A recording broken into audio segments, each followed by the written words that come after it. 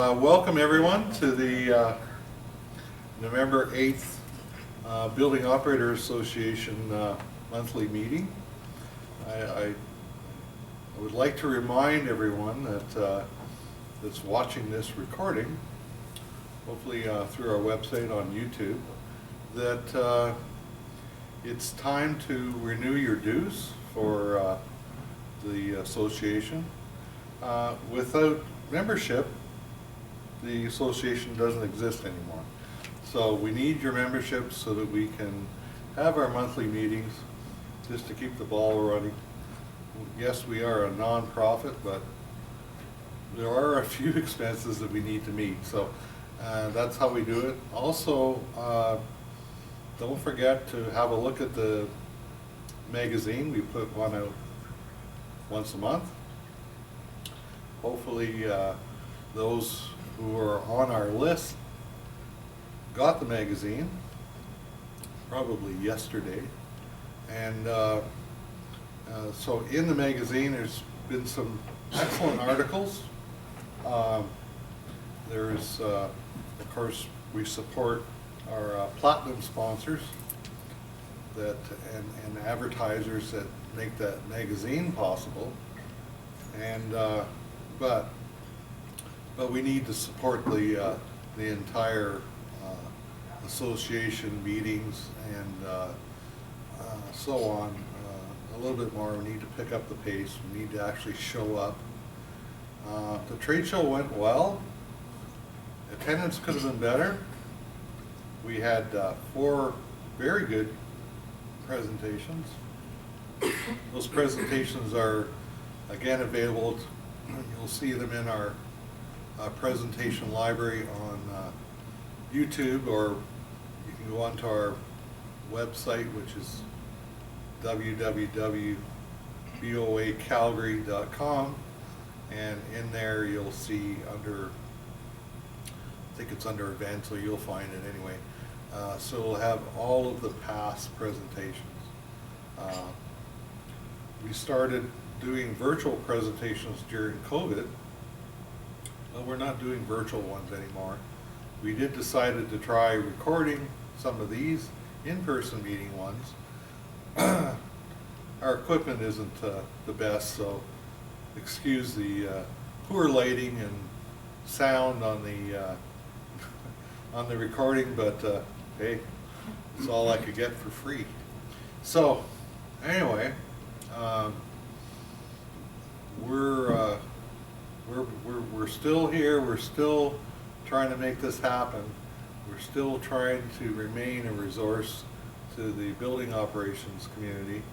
I know that there is, for a fact, there's a lot of junior operators that could really use a little bit of added knowledge, and that's what this is all about. And so the other thing that it is also about, and has been for many years, is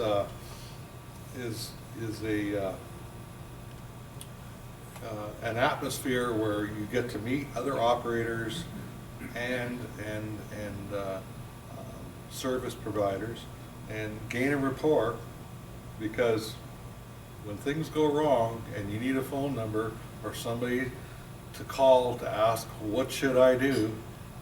That's how you get that stuff. It's easy. All you got to do is show up. So anyway, now that I've scolded you all out there, show up. So tonight's presentation is going to be about emergency generators, and I believe Brian and Adam are going to be talking about a little bit of the CSA standard concerning emergency generators. I'm glad you are, because I doubt if all the right people actually know what the intent of the standard is, and if you're following it, when you need the emergency power, it's going to be there. If you're not following it, things can come apart in a hurry. And so that's why those things exist. It's not just somebody thought it'd be a good idea. So it kind of not only specifies how the equipment should be maintained, but also operated. And I'll let Brian and Adam explain a little bit more about that. But anyway, welcome, Brian, Adam. And you're with, I guess you'll tell them, you're with we'll get going Custom into that. Power Generation. It's all good. That's correct. Perfect. Thank you very much. Well, thank you very much for that intro. We'll get going in here. I'm, of course, Brian Malkinson with Custom Power Generation. Adam Fonseca, again with Custom Power Generation. So, Custom Power Generation, we are a full-service generator company, and our main sales line for new generators is Blue Star Power Systems.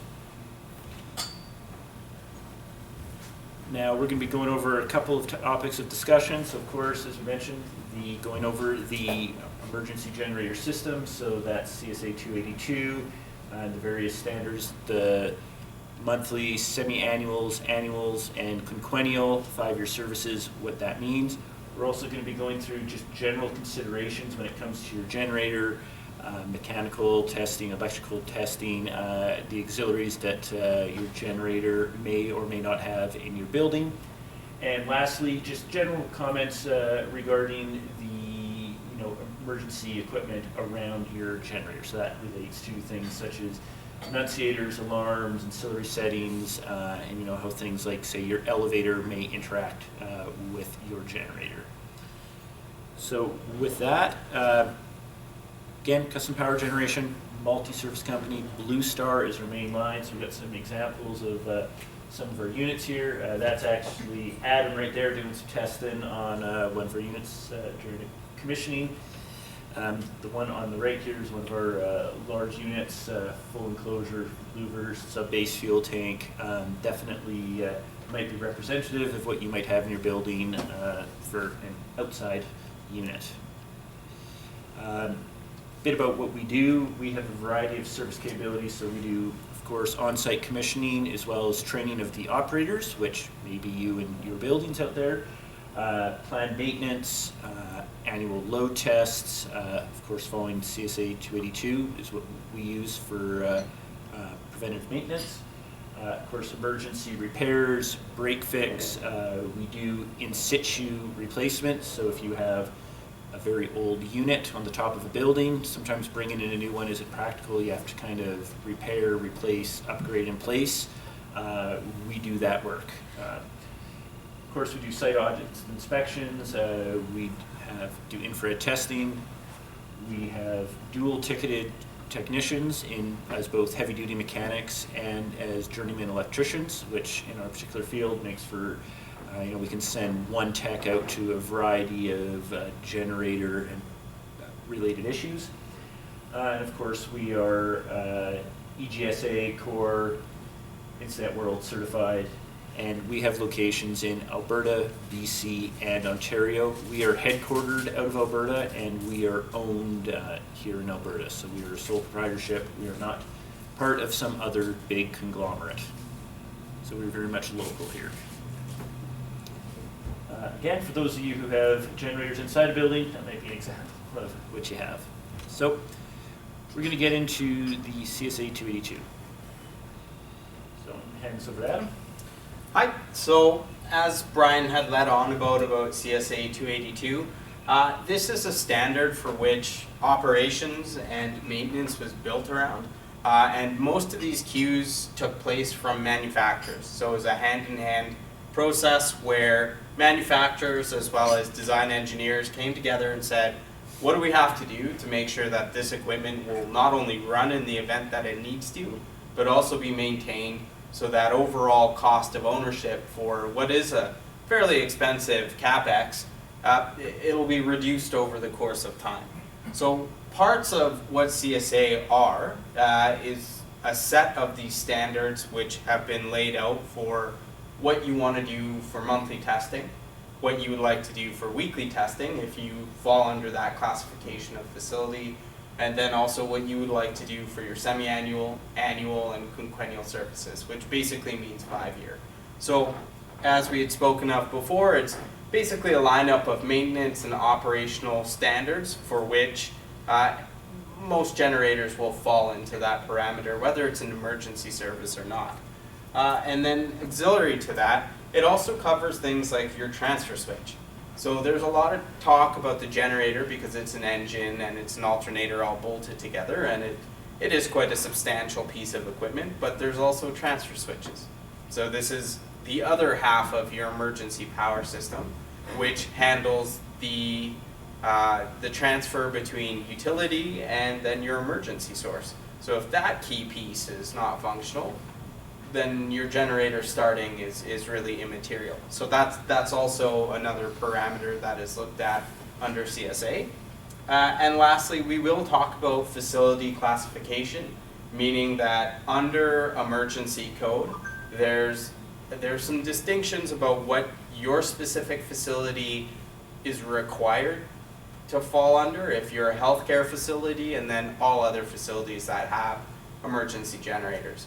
So for the purposes of the building association, I think we will cover applications for CSA 282-09, 15, and 19, which are basically the years of which the code was released, revised, and then administered through a local authority. And we'll also discuss NFPA 110 and its uses within the Canadian market, which are mostly at this point academic, because the two kind of go hand in hand and have more to do with fire pumps, which again are something that our company can take care of in the event that you have both systems. Right? So getting into it, what is a CSA 282 monthly? Well, it is that. So this is pulled straight from the code, so this is the table that lays out specifically what needs to be done. For you as building operators, there's sort of some key takeaways, just sort of as a simplified version of that. So there is, on a monthly, there's your static engine, generator, and room checks. This would also be covered under what you're supposed to do as a weekly. And what those are is things that you would intuitively do to check to make sure your generator is ready to go. That's things like checking your oil, checking to make sure you still have coolant, check your control panel isn't flashing any warnings at you, that sort of thing. It also relates to you actually start up your generator. So you do that by usually hitting the test button on your transfer switch, which commands the generator to turn on. Again, it starts up, and you're looking to make sure that your generator and any louvers or related pieces are opening up like they should, and the generator is indeed starting up. And then when that happens, you're running your generator for an hour, supplying load to your building. And this is where you have some differences. So CSA 282-19 says that you should have a minimum of 40% load when you're doing that test. The previous version, 2015 and before, only recommended 30%. So that's one of the biggest differences when they've done their last revision going from 2015 to 2019. Moving on to the semi-annual, again, this is straight from the code, laying out what should be done. But how does that relate to you? Again, it's everything that's in a monthly plus 3 new main parts. One is testing for engine shutdown. So that's things testing that you're over voltage, under voltage, any of your other protections that the generator has do actually function like they're supposed to. There's a bit of a more thorough mechanical inspection as far as the things on your particular engine that you're checking for, things like linkages for your governor, that sort of thing. And lastly, there's a battery load test, which can be done from just as simple as cranking the engine over multiple times, but preventing it from starting, or using battery testing equipment. And the key thing for this, of course, is if your battery is weak and can't actually start the engine, even if there's a battery charger on it, what's the point of having a backup generator that doesn't start? So that's sort of, really the battery is one of the key things on there for the semi-annual. Next one, of course, is the annual. So this is your yearly service, also known as the oil change. So again, includes everything that's in your weekly, monthly, and semi-annual with the oil change service in there. One thing that happens in here is instead of we have your load test on the building for an hour as per the monthlies and semis, you also have an additional 2-hour load test with the generator running at 100% load. So that's as hard as it can go, engines running full throttle, full load for 2 hours. So that's usually done with an external load bank that companies such as Custom Power would bring to the site. There is some buildings that you might have a load bank already on site that could do this without having to have somebody bring in a load bank. And the key thing for this is making sure that the generator is operating like it should. Diesels in particular, they like to work hard, they like to work hot, they like to work angry. So to make sure it's ready to go that 2 hours, make sure the engine's fully up to temperature, it's burning off any carbon or soot that may have built up. And also because it's working hard, it would perhaps reveal any cooling or overheating or fueling issues that might be present. This would particularly show itself on natural gas gensets.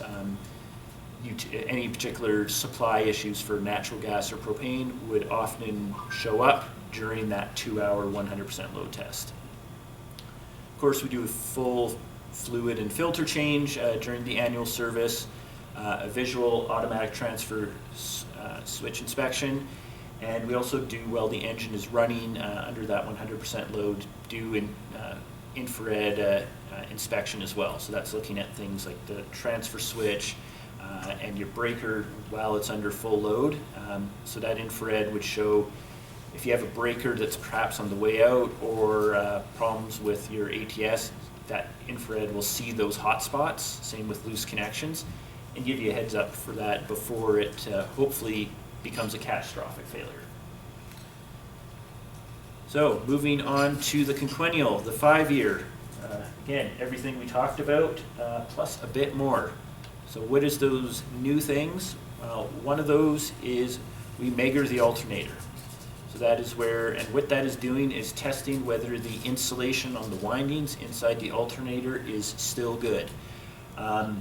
Insulation on wires, like anything, it potentially loses its integrity over time. And when that happens, that can cause catastrophic failures, whether it be short circuits in the unit or just straight up overheating. That's not something you want to have happening when you have an emergency. So this is a way to catch that before it turns into a catastrophic failure. Also during the 5-year, you do a valve lash adjustment. So this usually lines up really nicely with the engine manufacturer's recommendation. Again, to do a valve set valve, set lash, generally happens at the 5-year mark. And of course, you do a full engine coolant flush, new coolant, replace the thermostat while you're at it in there. This can, of course, become quite a bit of a job if you happen to have a remote radiator on your system versus a more traditional radiator mounted to your unit kind of idea. As with all of these, the last step is always documentation. So many of your units might have a binder that sits right there. It's just to be able to document that, because that is something that that is part of the standard, is to show that you have indeed been doing those monthly, semi-annual checks, part of the requirement of the code. So I'm going to set this over to Adam for sort of the general considerations regarding the electrical unit. Thank you, Brian. So just leading off from the monthly, semi-annual, and annual testing, this is part of that. And we are including this slide specifically because for more of the junior operators or people who are new to emergency power systems, there could be many ways that you will test your system. And a large consideration in that is going to be safety, of course, and then 2, just generally knowing your system. So over the course of time, generators have moved away from having several breakers mounted to a unit and moved towards having a main breaker, a load bank breaker for testing purposes, and maybe a fire pump breaker. So So what that's led to is installations of CDPs, or central distribution panels, with breakers included in it. We just want to be cognizant of checking through these systems during our maintenance services to confirm that they are in the proper positions that they need to be. So when your generator does start, you're actually able to use it. We also want to be looking at things like accessory power. So generators explicitly that are in standby duty will have battery chargers, they will have heaters, whether it is oil, coolant, the like, and they are powered generally from something called shore power or from building power, utility normal. We want to make sure that those breakers, those distributions are on and working, and thereby the accessories working, so that these generators are in proper operating conditions. Auxiliary devices like fuel transfer systems, if you have a fuel vault somewhere else in your building and a sub-base tank, we want to make sure that the pump is working. If the pump doesn't work, the generator will run out of fuel. This is obviously less so important on a natural gas unit, but still there are solenoid valves on those that we want to confirm the operation to make sure that it's getting fuel. And then lastly, we just want to touch on the idea of load banks. So with code having changed over the course of time, and with load requirements being what they are, and newer installations, looking at whether or not your building was specified with a load bank. Does it work? Is there a breaker? Is it on? Moving forward, there are some mechanical considerations that we want to look at, whether it's a unit that sits inside or outside. The fuel tank. Is it leaking? Are there any problems there? Are we expecting any failures? The enclosure itself, if it is an outside enclosed unit, then we're looking to see if there's ingress of water, if there's any sorts of damage done to the enclosure itself. Funnily enough, whether there are animals or people living inside of your enclosure. You'd be surprised how many times our service department has found someone who has made their home inside of a nice warm enclosure. Moving on to things like the pad design. These generators are generally pretty heavy and they vibrate. If they're sitting on older concrete, has it started to chip away and break? Is it still on a good footing? Is that something we need to investigate? And then lastly, looking at safety items like stairs or platforms. As all of us are getting older and we have to be in these enclosures more often than not, getting up and into something that's fairly tall, I don't know about you, it's pretty tough on my knees, pretty tough on my body. I basically want to be looking to see how can I get into it for service reasons easier than yesteryear. So what we're going to do here is kind of a lightning round. Most of what we talked about before was kind of dry, and so we just want to illustrate for you what can happen when things go wrong or considerations have gone wrong, and what we found in certain buildings. So what we see here, and forgive my sarcasm both with the camera and as I describe this, we have a fairly large generator, a 300 kilowatt generator that appears to be cooling itself by blowing directly at a cement wall. If you will note, there's in fact no way for that air to get out. During testing, it took 8 minutes and 29 seconds for it to overheat. So let us remember that as an emergency piece of equipment, it is only as good as its running condition. These are things that you would hope would be discovered during commissioning, but in this case, it made it through several rounds of usage before problems were discovered. So proper testing is an absolute essential. Other problems that we've seen here, this right here is a heat exchanger. It is cooled by air coming through the main duct. Over here, that is the exhaust for a 400 kilowatt generator that blows its cooling air out and then gets recycled through the intake to the 1 megawatt generator that's beside it. This was a $2.4 million mistake. Again, only made present when utility had failed. If one generator is running, the other is going to be running. So again, it's just looking at application, testing, real world testing, because during commissioning, the other generator was not running. They would never have known that this was a problem. So this brings to mind CSA 282 was built around this very concept, that you want to be testing your equipment under real world applications to make sure that it does what the intention of the design was meant to be. We'll go on to exhaust routing. In this case, the flex actually broke from the exhaust flange. Now, this was of particular concern because this particular example was a 500 kilowatt genset inside of a building. And under an emergency circumstance, when the generator is meant to run until everybody gets out, maybe it runs a fire pump, this break would be exhaust fumes coming into the building. So this was discovered during a long-running test, a 4-hour load test, and that happened at hour 3 of the 4. So this was noticed, the test was halted, but it gave us a chance to examine things like thermal expansion of the exhaust piping run. Without getting too into the nuts and bolts, the exhaust run was made out of SCED 80 pipe, and the thermal expansion wasn't taken into account.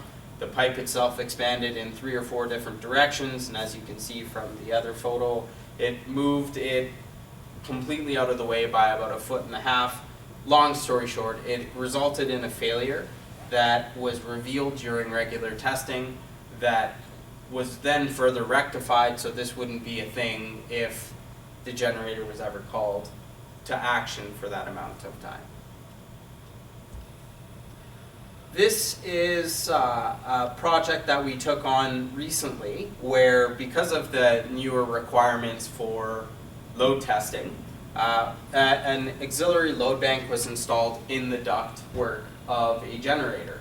So of a lot of older buildings where maybe testing is prohibitive by way of having a load bank pulled in, access reasons, or expense because of getting cables, what have you, an option that we've started to explore and actually put quite a few into the field is either radiator mounted or induct mounted load banks, such that we can either supplement load on a generator for applications where the generator doesn't actually reach that 30 to 40% threshold, or fully rated load banks so that one doesn't have to rent one or bring in auxiliary equipment, shut down an alleyway, do whatever you have to do.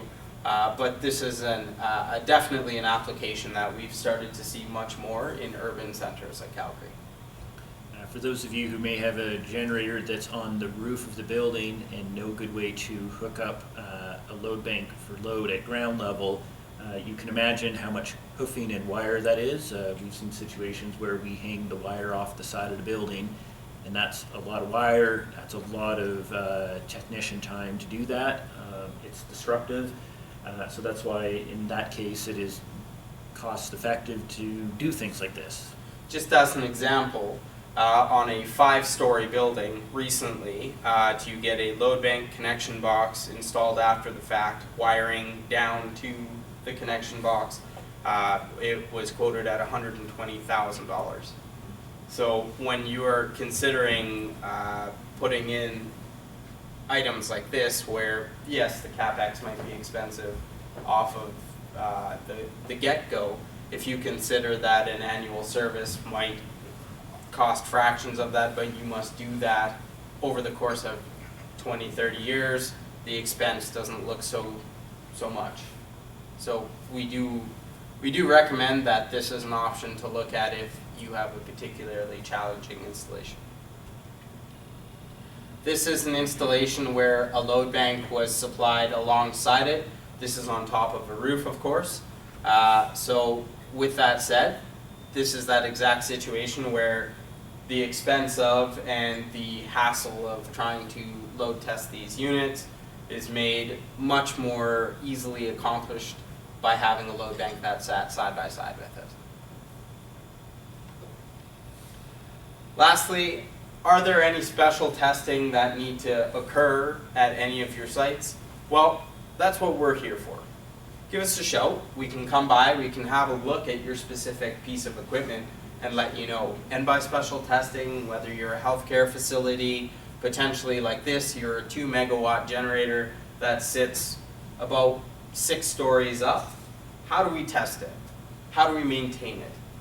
How do we fix things when it goes wrong? Well, no one really comes into this hoping that things go wrong, but if we set a plan in place, then at least it's not a surprise if something does happen, and there are methods in place with how to fix it. This was a picture of where we had installed platforms for access reasons on 2 generators that we had supplied for a project here in town. Of special note, we just wanted to draw attention to Camlock connection boxes, as these are becoming much more prevalent in initial design phases. It is something to consider in later iterations for your building applications for not only space but time-saving reasons. Lastly, if you have multiple generators at your site, how does that impact your overall maintenance or maintenance plan as it relates to CSA 282? The thought behind it is, how do we economize on time, materials, and expense? Can we book these services together? How do we go about making sure that all the right equipment is in place so that we can have it all accomplished all at once to be compliant? These are calls that can be made to us, and we can sit down and discuss what that maintenance plan really looks like and what it looks like to plan around having machinery out there specifically for testing, load banks, fuel polishing, ATS inspections. Lastly, we want to discuss enunciation, alarms, and accessory integration. This is a lot of scary words, but we will get through it together. We'll start off with enunciation, because this seems to be something that, common to all buildings, is sometimes a little ambiguous. What should happen when the generator starts? What lights need to turn on? What do we see on our fire panel? What happens on our building management system? These are all questions that we won't really know until we turn the equipment on and see what's existing. We know how it was designed and how it's supposed to work, but really it comes down to, how does it really work when it's called to action? There's many different things that are rolled into this, like NFPA 110. I will touch on this briefly. The one component of that that is carried into CSA is about enunciation, so having a remote panel that tells you of the conditions of the generator, just making sure that that actually works. Things like your battery charger working, the unit's warm, maybe even if the unit's running, because depending on where your office is, maybe you can't hear it, you don't know. So, enunciation, it's important. All it means is you have visibility to your specific piece of equipment in your office or anywhere else in the building. And this is something that a generator company, such as ourselves, or really any of them who are conducting your testing, can go through with you and make sure that all these conditions are being met, so you have status and visibility over your genset. Things like your BMS, how we enunciate these things over Modbus, whether it's over Ethernet, these are all concerns for the manufacturer of your BMS. All that's important here is that these systems are working. Moving on to alarms and faults. These days, there's quite a lot more, I want to say, information that's available for your generator, depending on from what era it's from. But there are a couple important ones that should be on any generator. And I would implore you to look at it for safety reasons. Things like breaker status. Maybe something happened during your testing that the breaker opened, and then it never got closed again. Would you know that the breaker's open until the lights went out and your generator started, but it never transferred? These are panic situations that we can avoid by knowing, is the breaker closed? Position status. These are contacts that are available for almost any and all breaker that is modern. Things like battery charger. We want to know that that thing is on. If it's on, it means our battery is charging and it's running well. It may not specifically tell us the specific health of the battery itself, but with regular testing and knowing these things, we can have faith that this generator will start when it's meant to. And then lastly, the big one, fuel level. This seems to trip up a lot of buildings and a lot of critical facilities. I've been to, I would say 60% of all the service calls I respond to are fueling related.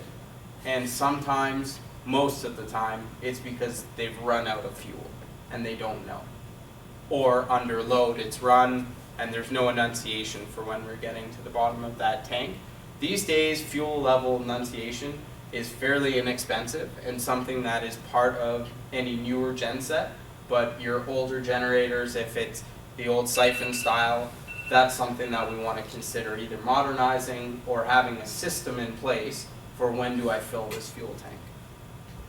General comments regarding these installations, things like elevator contacts, time delays, and control integration.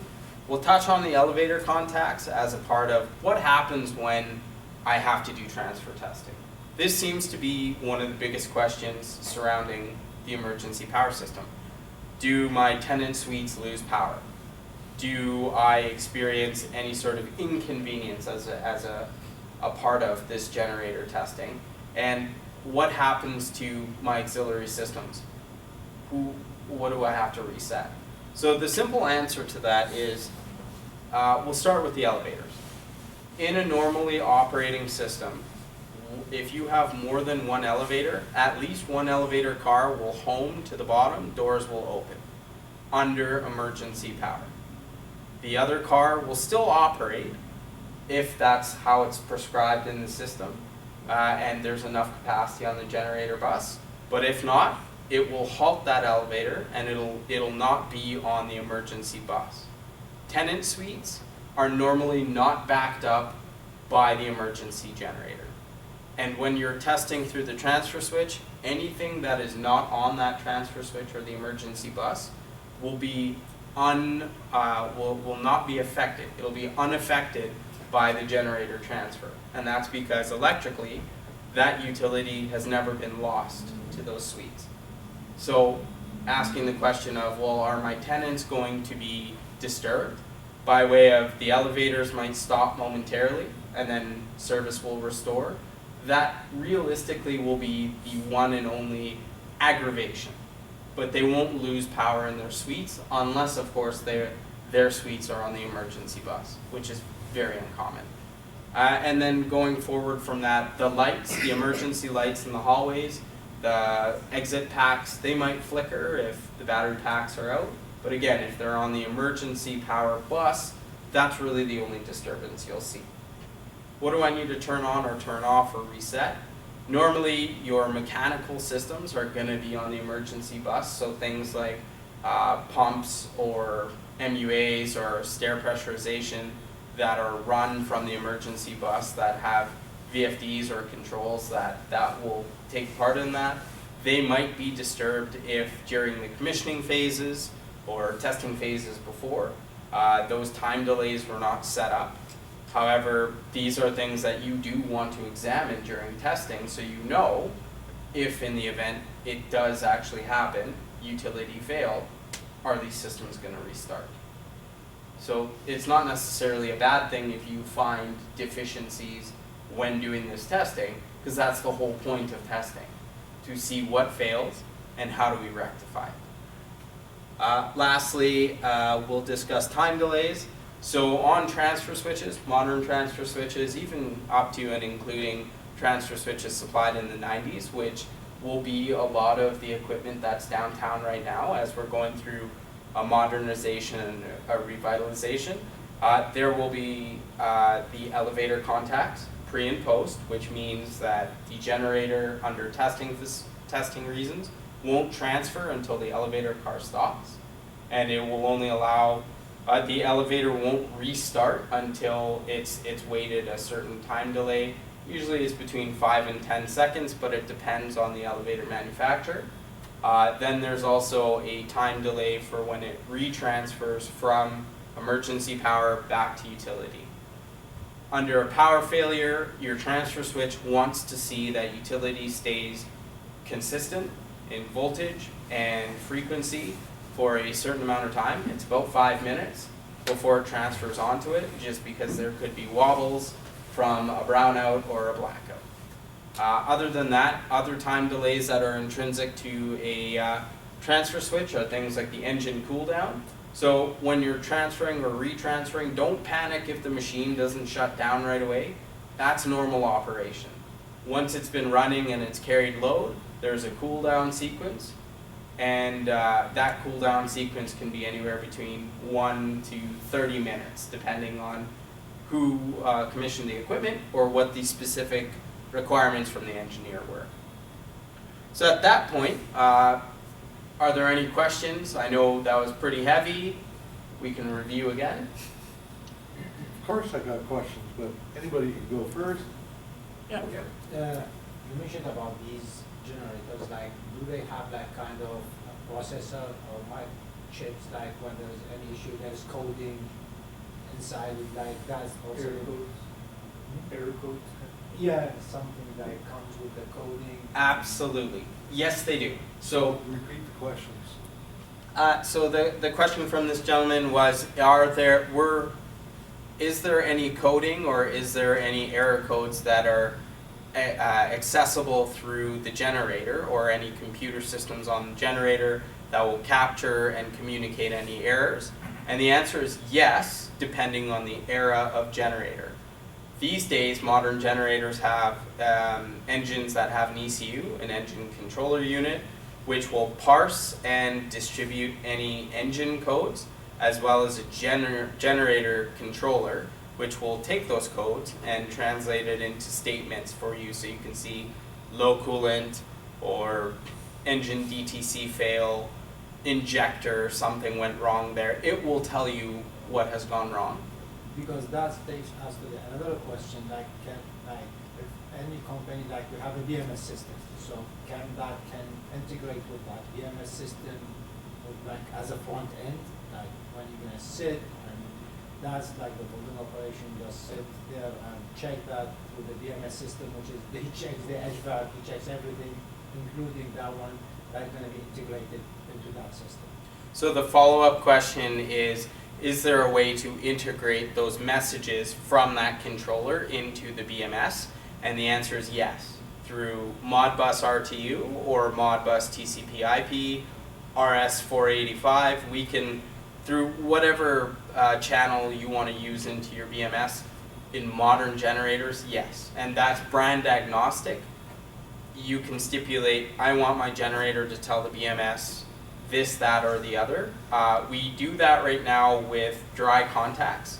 So through a relay, it might say if there's a global fault, it will show on your BMS. But if you want specifically my engine, like this injector number 2 has failed, it depends on the cache of your BMS itself and what it can accept for string.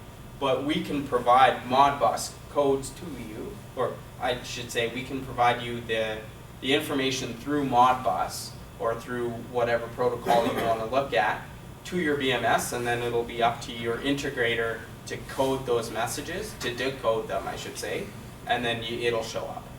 It shows up as an alert, or it shows up as an HMI, like you can make it as an Either. So that will fall on your BMS integrator for if you do want it on your HMI as a message. It will be different than if you just want it as an alarm point where it says either a global fail or a global alarm of some sort. At that point, if you describe exactly what you would like to see, it would come down to what modules you have installed into your BMS. But in either case, whether it is dry relays or dry contacts or relays or messaging itself, those are both options. So I have a couple of comments. Of course I would. Perfect. Made some good points here. One that I just encountered recently last December actually, in some extremely cold weather up further northern Alberta. So it was a nice little generator, MTU with a Mercedes engine. You know, nothing fancy, but you know, nice anyway. run out of fuel. Mm. Would run out of fuel as soon as there was any kind of load. So, I had not really run across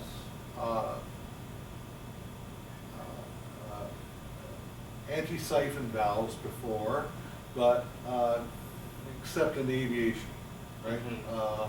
Fuel tanks, right? So I knew what it was. I went, ah.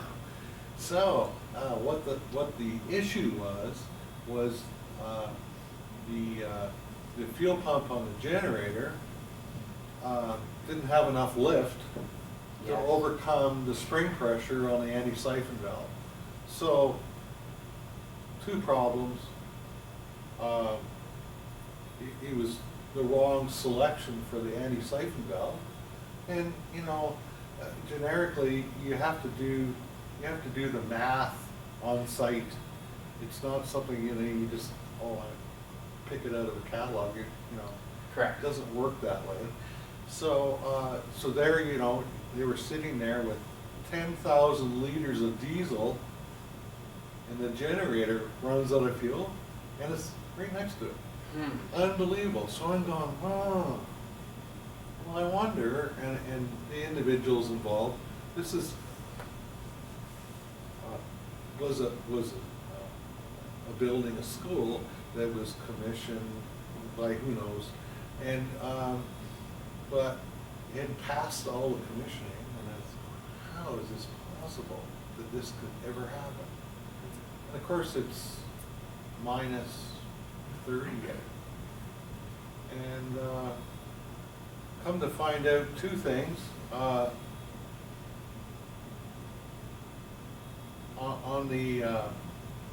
On the fuel tank, found that there was a connection between the anti-siphon valve and the tank. It was put there for the guy that was doing the startup because he couldn't get it to start. Yes. And I'm going, unbelievable, how does shit like this happen? Anyway, and then there was really no allowance for like something to help the generator fuel pump system, you know, some kind of a transfer, anything A like lift that. pump. So we've all seen all kinds of nightmares with transfer pump, you know, and especially with remote tanks, but usually that's between a day tank and a main tank, not between the day Sub-base. tank and the generator. Yeah. So again, this anti-siphon thing was, you know, I hadn't seen that before, and obviously the individuals that we had done the installation hadn't seen it before either, right? So I'm just pointing out some stuff that is now applied that we're not used to seeing. Right. Okay? And that's the only reason why I'm bringing that up. And honestly, that's a tremendously good point, because I've seen something similar with fire valves. When the fire valves are undersized, they typically sit on the return and the supply between a sub-base tank and the engine itself on the flexible fuel line. And if it is undersized, it will draw fuel in, and it'll cavitate within it, or it'll present a restriction, which then creates cavitation in the injection pump, which is responsible for generating that lift to draw fuel out. And so it'll end up doing exactly that, siphoning back and then starving the engine of fuel. And then it doesn't start, and as you guys have probably encountered, if you lock a diesel engine or you don't draw any fuel in, it's a bear to get it reprimed and get it running again, and under an emergency circumstance, you're dead in the water. It might take you 15-20 minutes with the right equipment to reprime it, If you're lucky. if you're lucky. Yeah. So yes, application is a big thing, and coordination between trades is really what I will say, because what we've seen from our side is a generator manufacturer or distributor is requested to provide X. A mechanical contractor will provide Y, and then at the end of the day, when it's all smashed together by a GC, they might say, well, I need this, this, and this, and this, and maybe the components and how they've come together, it wasn't the original vision, and so it leads to things like having an anti-siphon valve on the wrong part of the tank. That anti-siphon valve should have gone between that and the main tank, and not necessarily as an ancillary to the lift pump. Yeah, well, in this case, it was part of the main tank. Right. But that's all there was the main tank and the generator. Right. But anyway, that's all about testing. Why do we test? Exactly. And so another thing that kind of goes along with, testing, and I've run into this, sort of, actually not that long ago, within 5 years, where, now, you'll see 2 breakers on the generator, and one being for the fire pump. Mm-hmm. So the fire pump, the transfer switch on the fire pump fires the generator. You really, really want that to work. Yes, Okay? you do. Absolutely. Yes, you do. Now, what I found was, through testing, so, I didn't do it every time, but I would test my fire pump when I was testing the fire pump. Mhm. I would test one way on normal power, next time I do emergency power. Yes. And what I found was very often the instantaneous trip settings on the Yes. are very often not set properly, and I'm just a heads up to everyone, Mhm. you need to make sure. I am very glad you brought that up. Coordination study is king, not only on the main breaker, Yep. but especially on the fire pump breaker, because what we found is they're specifying if and I'm just going to pull an example, if you have an 80 horsepower fire pump and your house distribution is 600 amps on a 600 volt system, they've sized that for utility, they've sized it as a regular breaker, they might put a 200 amp, 100% trip LSI breaker on. And if you don't set the instantaneous, and more to that point, the long acting component, so that there's that over voltage or the over amperage threshold Yes. for 6 times full load amperage, if it has to start without the VFD, then it's going to open. Your fire pump won't run. So I'm glad you brought that up. So that's one, Yeah. some of the, I've run across many situations over the years, but some of the ones that are probably cold weather testing. Mm-hmm. Okay, so why should you, well, I'm not going to test it in cold weather. Mhm. No, you want to test it in cold weather, because that's where you need to know for sure that the ventilation system in the Yes. room is going to be adequate for an extended run. That the louvers won't freeze, that they'll stay open. If you've got the correct configuration. Are you properly reheating the room through? Anyway, there's The a opposite whole, of that is also very true. It's a great time to test a generator when we have one of those heat waves, when it's 33 degrees Precisely. outside. Absolutely. That when you have an enclosure unit, that the ventilation is there when it's running under full load, and the ambient air temperature is perhaps a lot warmer than Right. if perhaps it's normally used to. So this, and this brings up fuel now.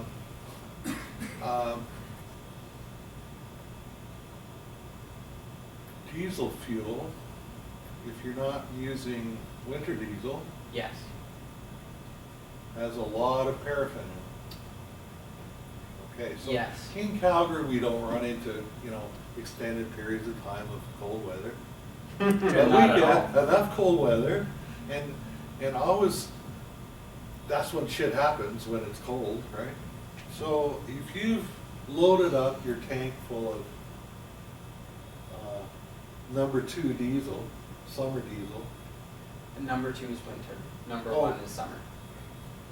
Really? Yeah. I had it. Oh, whatever.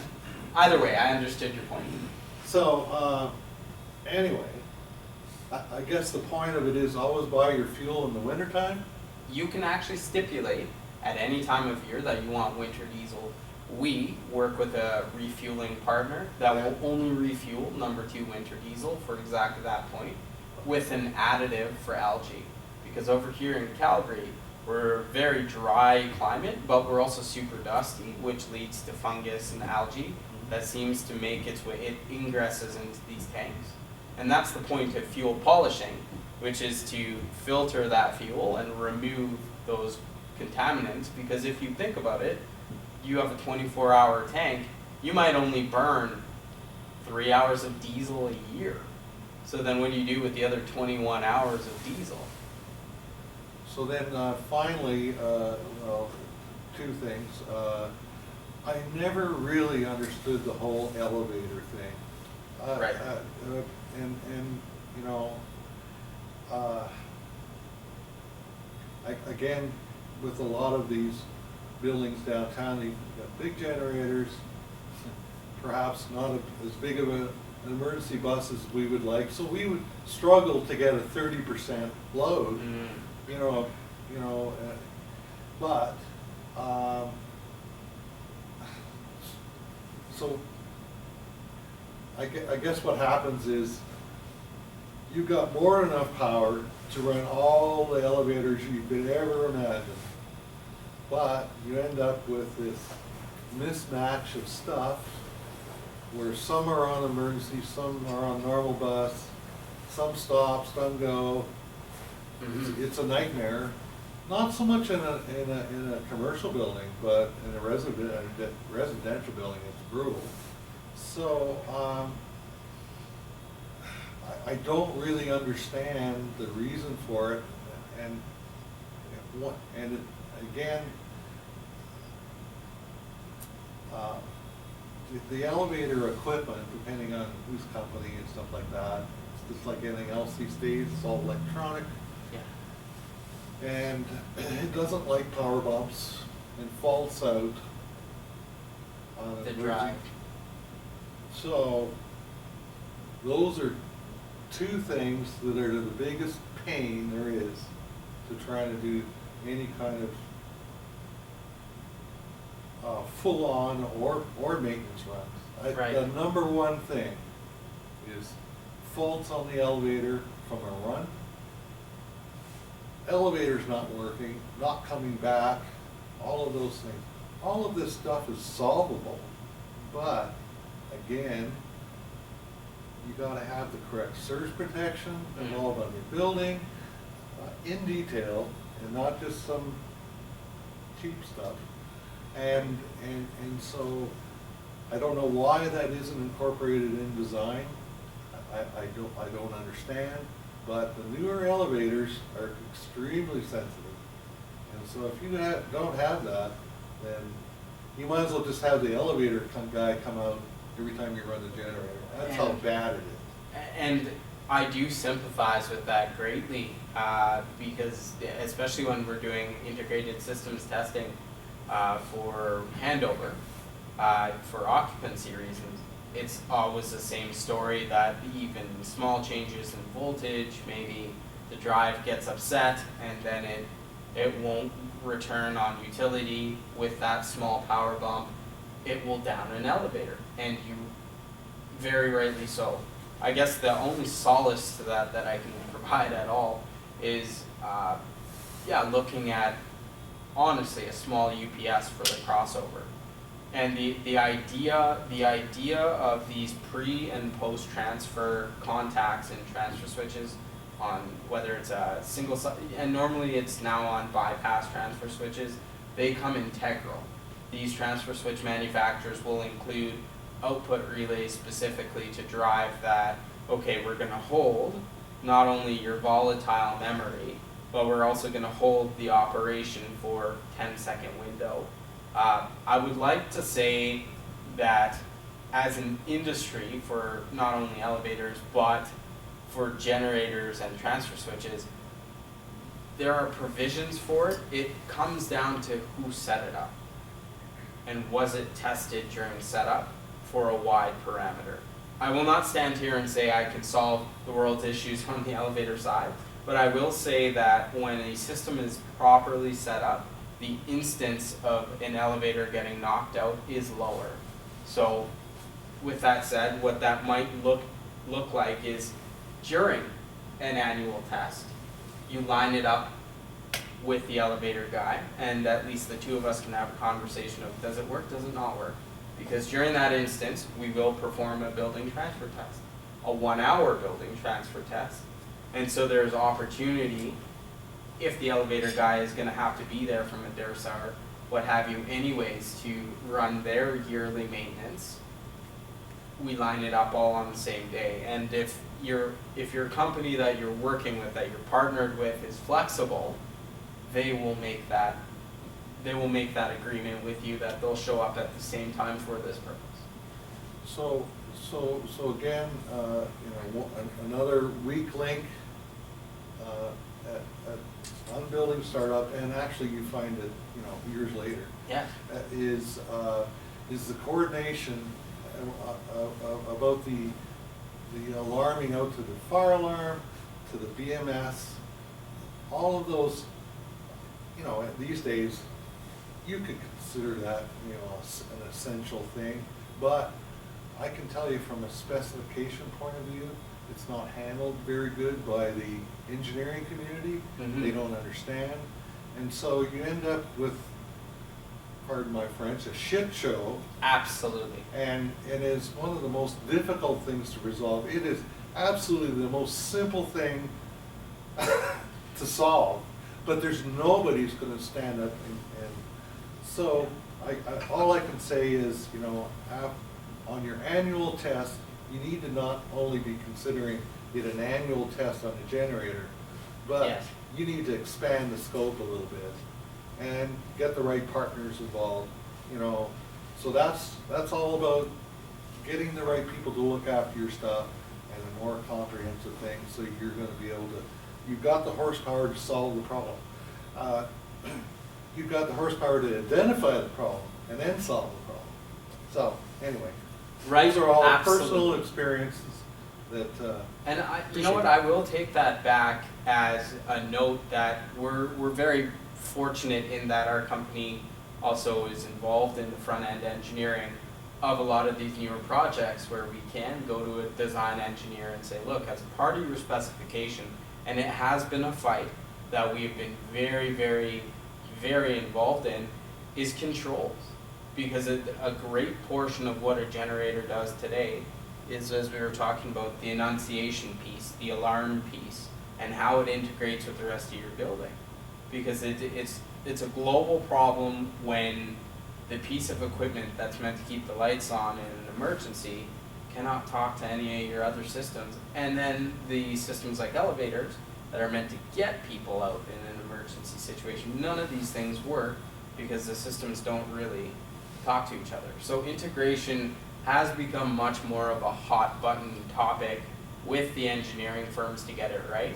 And while, again, I don't think it'll be something that's solved in the next year, maybe in the next 5, as CSA has moved on, they did something glorious for us, which is they said now you have to have a shunt trip and a load bank breaker integral to every generator sold. And that's new. It is new for 2019, so there's slow progress happening, and with more comments like this and more lobbying done by individuals such as ourselves on that behalf, we're getting more of that into CSA, where now you no longer can design a generator without these things there, and then forward from that, elevators, fire pump, BMS, all these systems have to take that into account. Again, I don't know if it's going to be in 21 or 22, but there's been a stronger focus on controls and a stronger focus on enunciation and how that gets communicated. Because the next evolution of this is, I want to pull out my phone and from an app, I want to be able to see what anything is doing at any given time, and not only communicate with it, but tell it to turn on and turn off. So finally, batteries. Yes. Battery chargers have gotten better, a lot better. Yeah. Significantly. Yeah. No more fires. Well, that too. but not boiling up the batteries and stuff like that. But there's still lots of the old shit out there, and it's, you know, anybody that's it's one of the weakest links, and so it's cheap, inexpensive to just put a good charger on a good battery, and it'll, you know, Absolutely. it makes such a huge difference. But you're And so- it costs peanuts. In comparison to when it doesn't work, or there is an issue. That and older control panels, because those are now failing. You have to imagine that there's equipment out there that is now 40, 50 years old. And a lot Repair of parts for those panels, like I ran through this very recently of just even finding replacement warning lights so that, you know, the panel's trying to enunciate low fuel, but that warning light that was a very specific size for that panel just doesn't exist anymore. So you start Well, having to MacGyver fixes to panels like Here's the that. other dilemma, just like we have on HVAC units, is if you go to make any kind of a change, yes. well, that's a problem. So, because you need to conform Right. with the certification. So, again, none of these are gonna be solved. These are all things you need to be aware of. Absolutely. And you know, with the right planning, it's not that big of a deal to solve. You just Well, I gotta mean, plan ahead. no one plans to fail, they just fail to plan. That's honestly what it comes down to. And when you're looking at a holistic maintenance program, a part of that must be legacy planning. How old's my equipment? What does my life cycle look like? At what point am I going to start having to consider my consumables as a liability? And to your point, there are a lot of these complex systems that you might have to start 10 or 15 years out to think about, hey, well, if I have to upgrade this control system, what else does it touch? In the event that you have to upgrade a transfer switch, well, there's cabling that needs to be changed. And as soon as you start changing your cabling, then everything on the distribution has to be, it has to meet your rules. So And I'm glad you brought up the transfer switch stuff. A lot of times, they're not set up to the site application, the site-specific application. yes. They just leave them at factory, and it's like, Mhm. so you got wrong cool times, down times. You know, what's the right one? Well, it depends on Whatever equipment it's attached exactly. to. Yeah. So those are common things that aren't always addressed, Mhm. and are, I would say, almost never addressed. So there you go. I think at a fundamental level, and I will speak for myself, I won't speak for Brian, I started doing this for the love of the equipment and what the equipment means. And I think we can all in this room understand, and those online, we can all understand that this equipment serves a very specific purpose, which is we are the last line of defense when everything else goes to shit. It has to turn on, it has to run, and it has to support critical systems. And those critical systems, whether you're a healthcare facility or not, if you're 30 stories up, firefighters are on their way up to get you, that elevator has to run. So in all of that, we can't forget that what we do here is a part of an emergency system. And if you consider that as spread out through all of, say, even downtown, that affects tens of thousands of people during even a 20-30 minute outage. During the floods in Calgary that we had a decade ago, what happened? What happens when the system doesn't work? I remember attending a bunch of those. Yeah, and it never gets any easier, and maintaining your system can be costly or monotonous as compared to not, but measure that against what happens if you do none of the maintenance and it doesn't work. Yeah, it could be. Or the components fail and you have no visibility on how to repair it. So yeah, I would say the large takeaway from all of this is, while there's sheets and reams of paper that they've written these standards on, the major takeaway is what would I do to maintain this piece of equipment so I have faith that it'll turn on when it's meant to? And you gotta understand the spirit of the standard, Correct. and that's, it's like anything. It's like this, understanding the design intent. Sometimes Yes. on installation, it goes south, so you're gonna have to make changes Right. to get back to where it should have been in the first place. And I like to think that for the most part, most of these installations, they're not 100% wrong, right? They haven't gone completely wayward all the way through, but just looking at and through regular testing and rigorous testing, you can identify the soft pieces that need improvement, and then competent companies can make those improvements, and then there's nothing left to worry about. It'll Well, run on utility. You've done as much as you can to Precisely. mitigate the risk. Exactly. Yep. Yeah. So All right. with that, I think we're done here, and Yeah, carry on and leave it to mingle at the end if you want to. And Thank you very much for Yeah. coming to our TED Talk. I know. thank you very much, people online. Gentlemen, thank you guys. Yeah, thank you. And as always, if there are additional questions, because there was a lot of information, let it percolate. Shoot us emails. Whether it turns into something or not is irrelevant, because again, at the end of the day, if you have questions about this equipment, I'd rather all of us get to go home at the end of the day. Because that's the other aspect of this that we didn't talk about explicitly in this discussion, but it is at the forefront, which is safety. This equipment is not only rotating, it's hot, it's electrically high potential in comparison to other systems in your buildings. It's usually dealing with 600 volt or 480. There are a lot of questions there. There's a lot of things that you could get a hold of that maybe you shouldn't.